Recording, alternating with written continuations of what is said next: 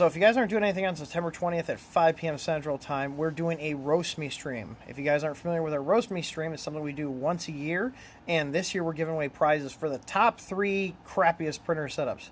So you guys need to submit your printer setups by going to roastme.th3dstudio.com. You can see I have the page up right here.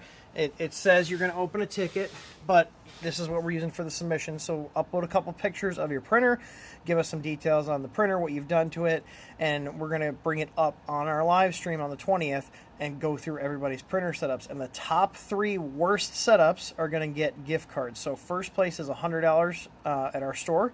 Second place is $50, and third place is your choice of a roll of filament if you're in the U.S., or a $30 TH3D gift card. So you guys got until September 20th at like 4 p.m. to submit your printer builds, and then we're going to have the live stream. And if you don't want your printer made fun of, don't submit it, but it's a lot of fun, and myself and all my employees here are going to be submitting their printer builds as well. So it's not just you guys. Talk to you later.